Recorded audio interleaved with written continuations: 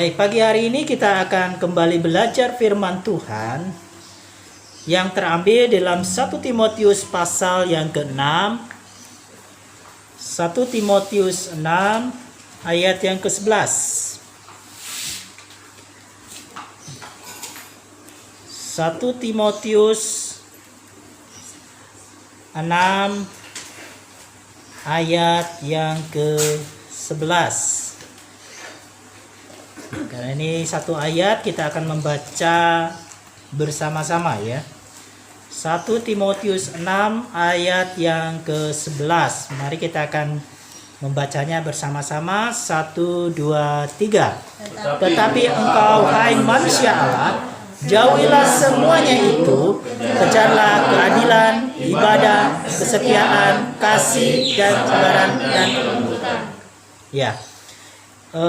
Ini adalah surat Paulus kepada Timotius ya, sebagai pesan penutup di suratnya yang pertama, di mana Paulus memberikan pesan kepada Timotius yang saat itu melayani sebagai gembala di Efesus ya. Dan Paulus mengatakan, tetapi engkau Timotius, engkau adalah manusia Allah. Ya. Engkau adalah manusia Allah. Jauhi semuanya itu dan kejarlah keadilan, ibadah, kesetiaan, kasih, kesabaran, dan kelembutan. Ya. Tema pada pagi hari ini adalah manusia Allah. Itu adalah tujuan, sebuah tujuan Allah menciptakan manusia. Ya. Saudara dan saya, Bapak Ibu Saudara dan saya adalah manusia Allah. Nah, apa maksud daripada manusia Allah? Ya. Kalau di dalam masa setelah gereja Perjanjian Baru, ya, setelah gereja masa kerasulan, ada dua gereja besar ya, yang berkembang pada masa itu, yaitu yang pertama adalah di sebelah di barat, yaitu gereja Katolik ya. Gereja Katolik yang berpusat di Vatikan, di Roma ya. Lalu ada gereja besar yang lain, yaitu gereja Ortodoks yang berpusat di Bizantium di Rusia ya, di timur, gereja timur. Nah, apa perbedaan antara gereja barat dengan gereja timur? Ya, gereja Katolik dengan gereja Ortodoks. Nah, gereja Katolik itu gereja yang berfokus kepada filsafat barat ya. Jadi makanya orang Katolik itu selalu ada para romonya belajar filsafat karena memakai rasio ya, akal, sehingga menghasilkan para teolog ya. Ada Agustinus, ada Irenaeus. Apa perbedaannya?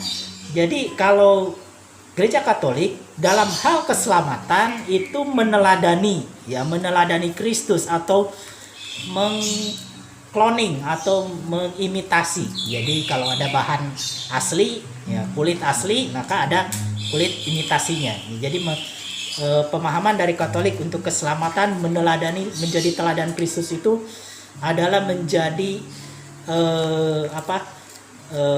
imitasinya Kristus.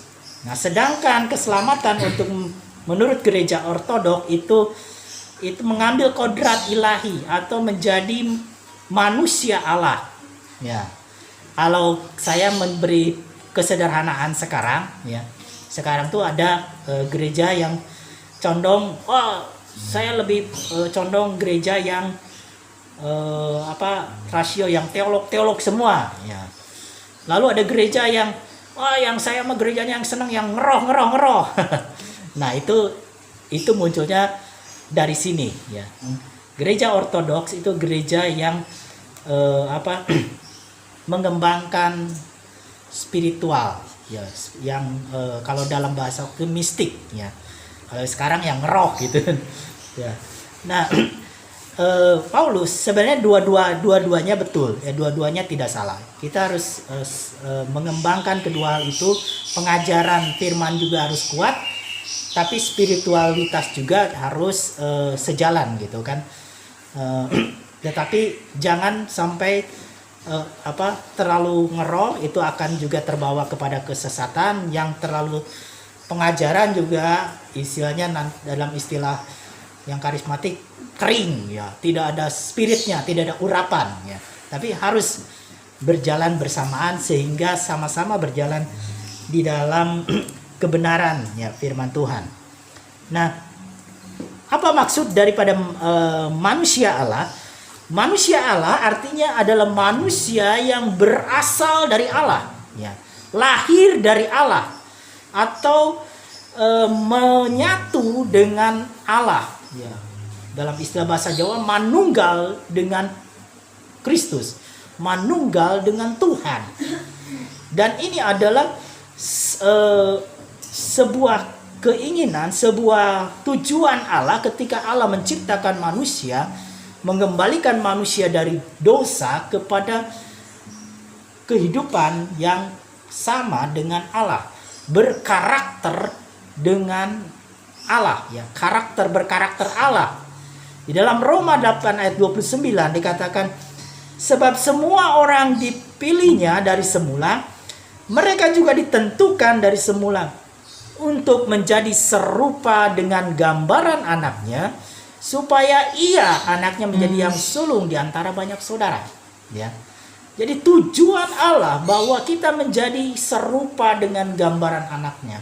Serupa dengan gambaran anaknya artinya kita kembali kepada karakter Allah, kita kembali bersatu dengan Allah, ada relasi dengan Tuhan, ada komunikasi dengan Allah, sehingga sifat Allah itu menjadi sifat kita. Nah, kita akan lihat serupa dengan Kristus itu seperti apa.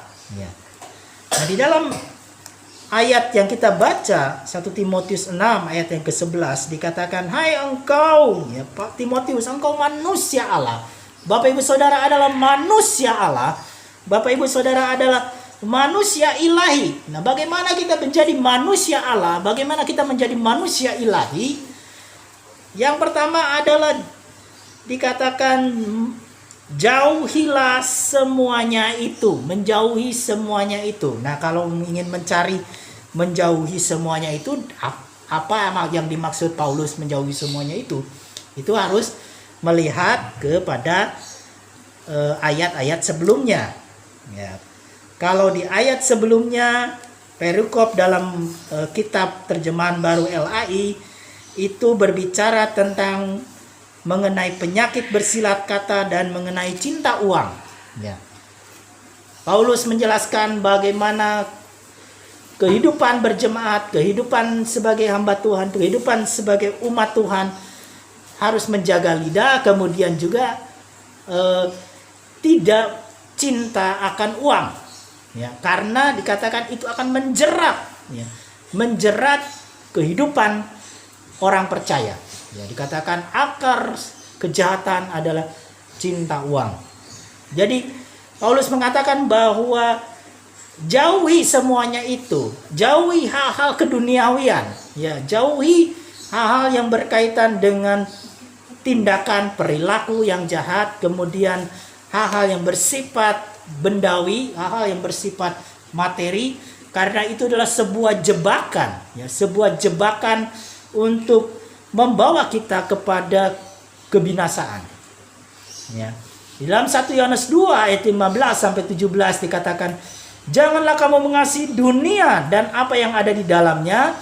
Jikalau orang mengasihi dunia, maka kasih akan Bapa tidak ada dalam orang itu.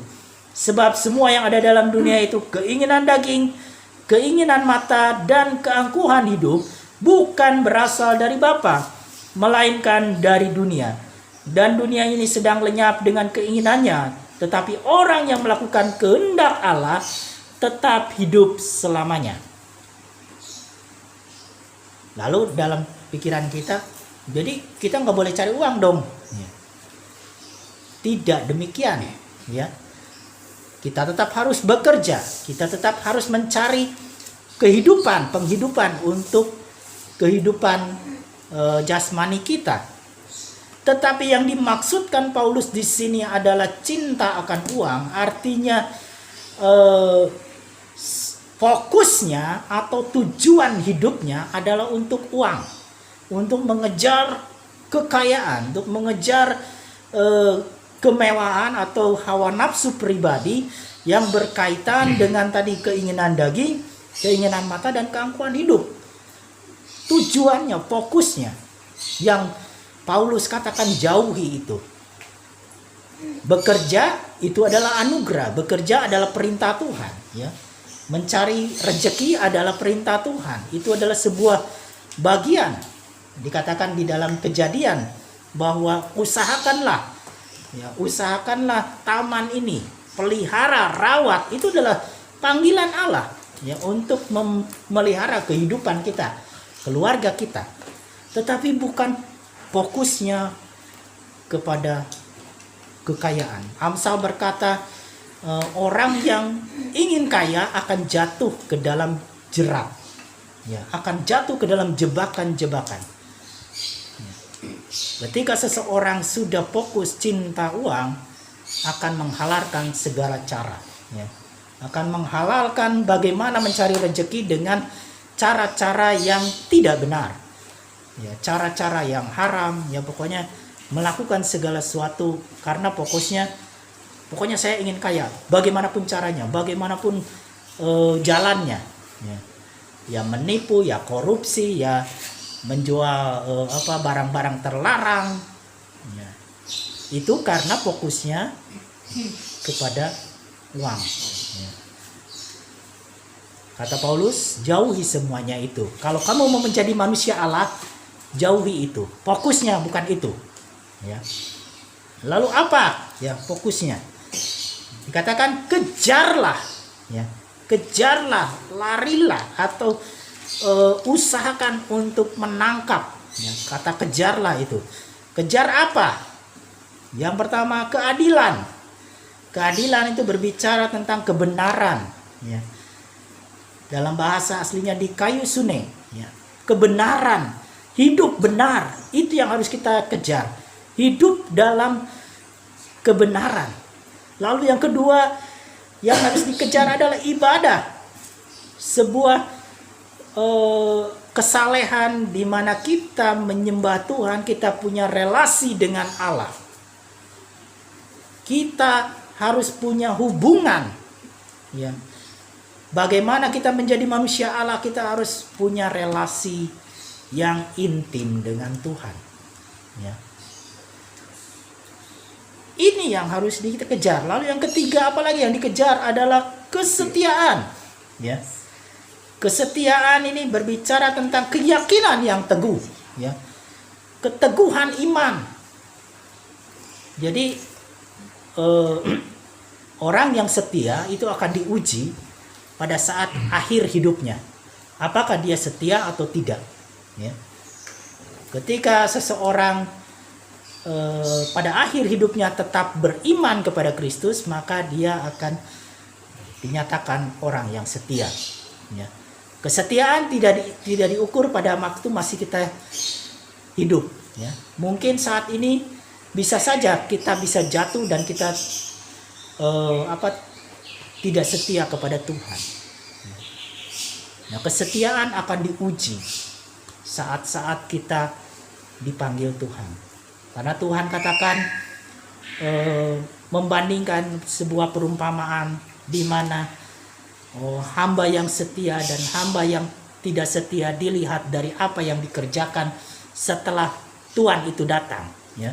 Setelah Tuhan itu datang ke rumahnya, dia melihat bahwa si hambanya mengerjakan apa yang dilakukan, ditugaskan kepadanya, maka dikatakan engkau hamba yang setia.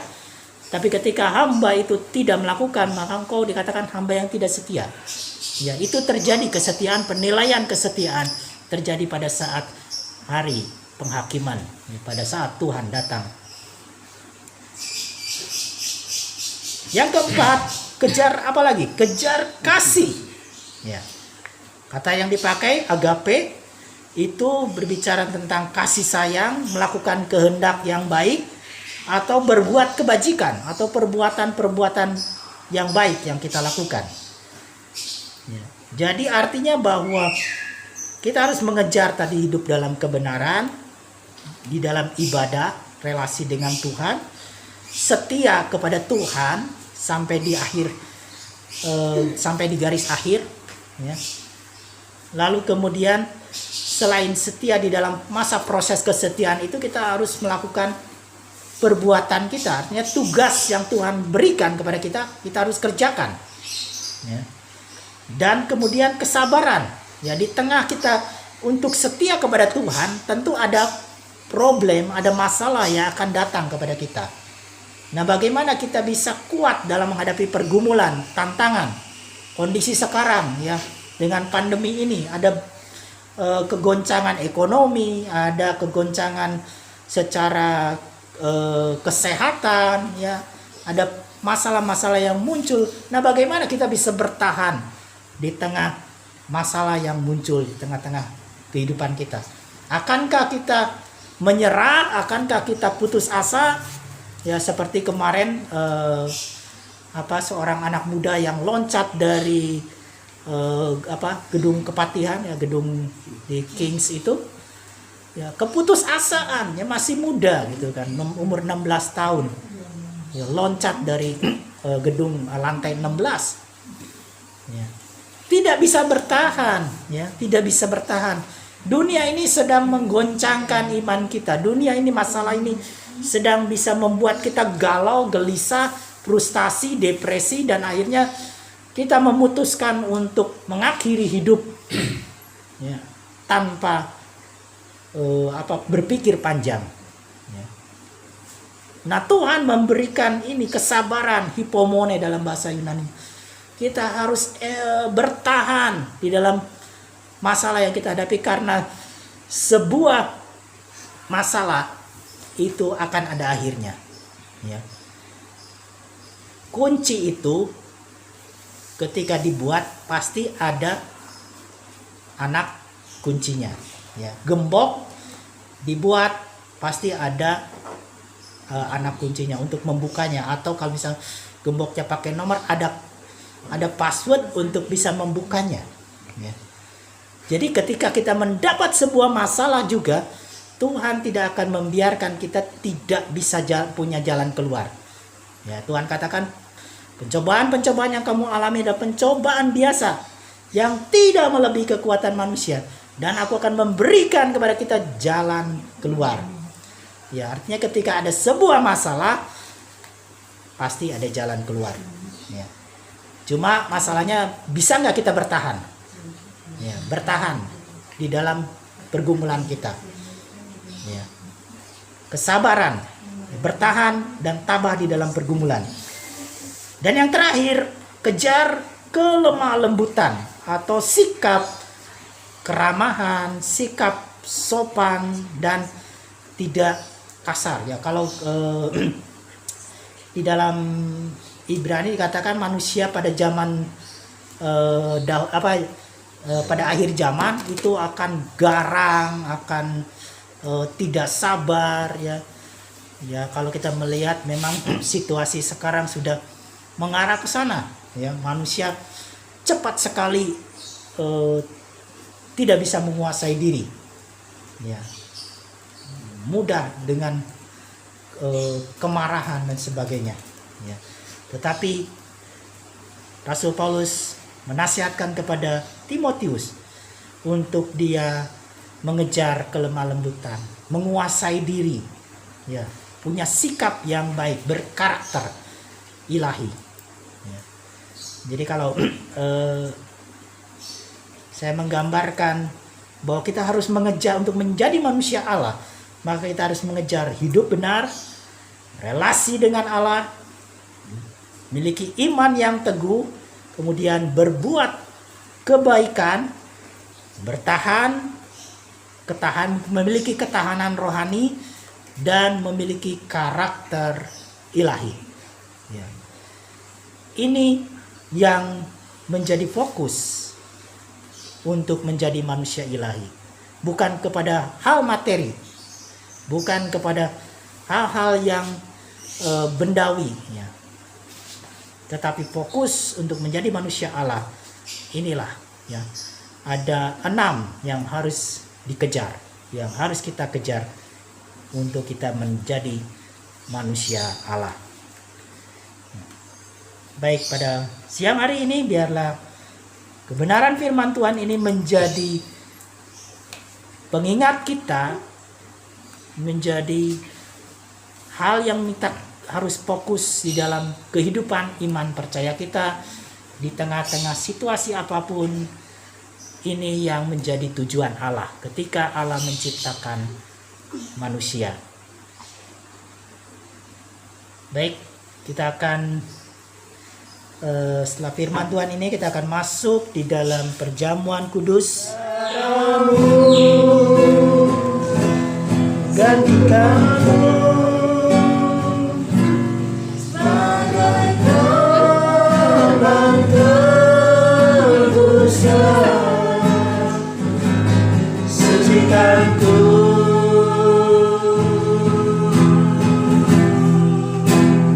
seputih salju.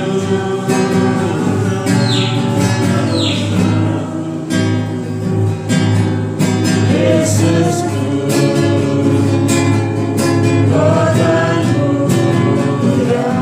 mari lewat perjamuan ini kita semakin dikuatkan, kita semakin punya persekutuan dengan Kristus, punya relasi dengan Allah. Perjamuan kudus adalah sebuah simbol di mana kita bersekutu dengan Allah. Kita bersatu dengan Kristus lewat tubuh dan darahnya. Mari kita mengangkat roti ini sebagai simbol daripada tubuh Kristus yang sudah dipecah-pecahkan bagi kita. Mari kita angkat roti ini dan dengarkan firman Tuhan. Sebab apa yang telah kuteruskan kepadamu telah aku terima dari Tuhan, yaitu bahwa Tuhan Yesus pada malam waktu ia diserahkan mengambil roti, dan sesudah itu ia mengucap syukur atasnya. Ia memecah-mecahkannya dan berkata, inilah tubuhku yang diserahkan bagi kamu, perbuatlah ini menjadi peringatan akan aku. Mari kita akan makan bersama-sama di dalam nama Tuhan Yesus Kristus.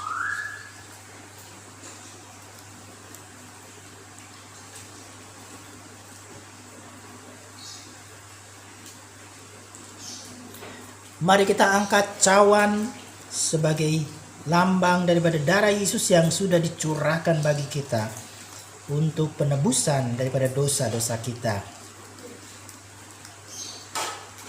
Firman Tuhan berkata, demikian juga ia mengambil cawan sesudah makan, lalu berkata, cawan ini adalah perjanjian baru yang dimeteraikan oleh darahku. Perbuatlah ini setiap kali kamu meminumnya menjadi peringatan akan aku. Sebab setiap kali kamu makan roti ini dan minum cawan ini, kamu memberitakan kematian Tuhan sampai ia datang. Mari kita akan minum bersama-sama di dalam nama Tuhan Yesus Kristus.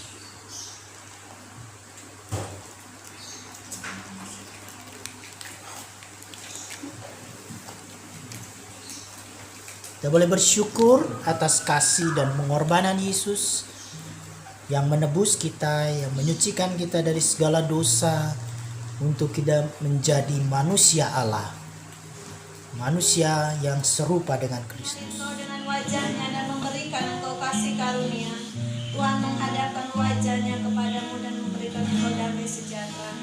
Terimalah berkat daripada Allah Bapa, kasih sayang daripada Tuhan Yesus Kristus, dan penyertaan dari Roh-Nya Kudus menyertai kita dari saat ini sampai selama-lamanya.